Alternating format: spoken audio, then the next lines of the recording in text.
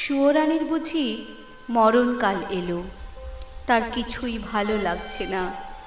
বদ্যি বড়ি নিয়ে এলো, মধু দিয়ে মেরে বললে, খাও।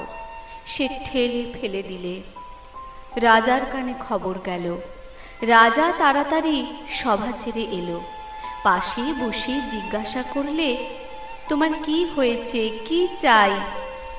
সে গুমড়ে উঠে বললে, তোমরা সবাই যাও, একবার আমার শ্যাঙাতনিকে ডেকে দাও। শ্যাঙাতনি এলো। রানী তার হাত ধরে বললে, সই, বসো, কথা আছে। শ্যাঙাতনি বললে, প্রকাশ করে বলো। সুয়োরানী বললে, আমার 7 মহলা বাড়ির একধারে 3টি মহল ছিল দুয়োরানীর, তারপরে হলো 2টো, তারপরে 1টা, তারপরে রাজবাড়ি থেকে সে বের হয়ে গেল। তারপরে দুয়োরানীর কথা আমার আর মনেই রইল না। তারপরে একদিন দোলযাত্রা। নাটমন্দিরে যাচ্ছি ময়ূরপঙ্খী চড়ে। আগে লোক, পিছে লস্কর, ডাইনে বাজে বাঁশি, বাঁয়ে বাজে মৃদঙ্গ। এমন সময় পথের পাশে, নদীর ধারে, ঘাটের উপরটিতে দেখি একখানি কুঁড়ে ঘর চাঁপা গাছের ছায়ায়। বেড়া বেয়ে অপরাজিতার ফুল ফুটেছে। দুয়ারের সামনে চালের গুঁড়ো দিয়ে শঙ্খচক্রের আলপনা। আমার ছত্রধারিণীকে শুধলেম, আহা, ঘরখানি কার? সে বললে, দুয়োরানীর। তারপরে ঘরে ফিরে এসে সন্ধ্যের সময় বসে আছি। ঘরে প্রদীপ জ্বালিনি, মুখে কথা নেই। রাজা এসে বললে, তোমার কি হয়েছে, কি চাই? আমি বললেম, এ ঘরে আমি থাকবো না। রাজা বললে, আমি তোমার কোঠা বাড়ি বানিয়ে দেব, গজদন্তের দেয়াল দিয়ে। শঙ্খের গুঁড়োয় মেঝেটি হবে দুধের ফেনার মতো সাদা। মুক্তোর ঝিনুক দিয়ে তার কিনারে এঁকে দেব পদ্মের মালা। আমি বললেম, আমার বড় সাধ গিয়েছে কুঁড়ে ঘর বানিয়ে থাকি তোমার ওই বাহির বাগানের একটি ধারে। রাজা বললে, আচ্ছা বেশ, তার আর ভাবনা কি? কুঁড়ে ঘর বানিয়ে দিল। সে ঘর যেন তুলে আনা বনফুল, যেমনি তৈরি হলো অমনি যেন মুচড়ে গেল। বাস করতে গেলেন, কেবল লজ্জা পেলেন। তারপরে একদিন স্নান যাত্রা।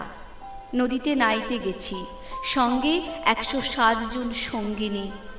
জলের মধ্যে পালকি নামিয়ে দিল, স্নান হলো। পথে ফিরে আসছি, পালকির দরজা একটু ফাঁক করে দেখি, ও কোন ঘরের বউগা, যেন নির্মাল্যের ফুল, হাতে সাদা শাঁখা, পরনে লাল পেরে শাড়ি। স্নানের পর ঘড়ায় করে জল তুলে আনছে। সকালের আলো তার ভিজে চুল আর ভিজে ঘড়ার উপর ঝিকিয়ে উঠছে। ছত্রধারিণীকে শুধালেম, মেয়েটি কে, কোন দেব মন্দিরে তপস্যা করে? ছত্রধারিণী হেসে বললে, চিনতে পারলে না, ওই তো দুয়োরানী। তারপরে ঘরে ফিরে একলা বসে আছি, মুখে কথা নেই। রাজা এসে বললে, তোমার কি হয়েছে, কি চাই? আমি বললেম, আমার বড় সাধ, রোজ সকালে নদীতে নিয়ে মাটির ঘড়ায় জল তুলে আনব, বকুলতলার রাস্তা দিয়ে। রাজা বললে, আচ্ছা বেশ, তার আর ভাবনা কি?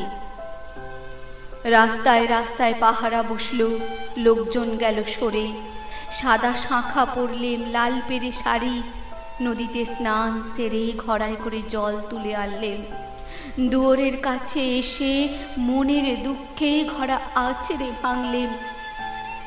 যা ভেবেছিলেন তা হলো না, শুধু লজ্জা পেলেন। তারপরে সেদিন রাস যাত্রা।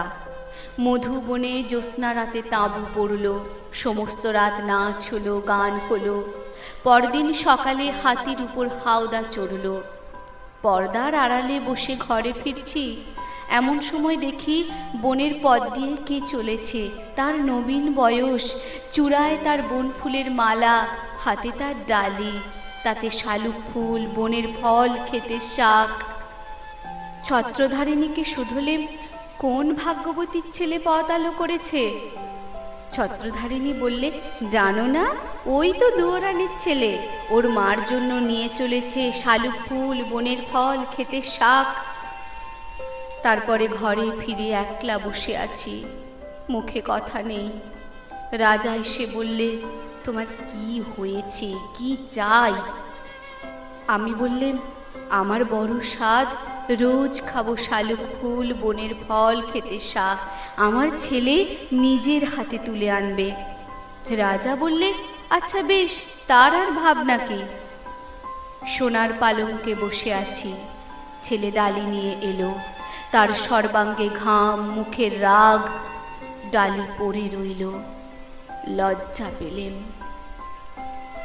তারপরে আমার কি হলো কি জানি, একলা বসে থাকি, মুখে কথা নেই। রাজা রোজ এসে আমাকে শুধোয়, তোমার কি হয়েছে, কি চাই।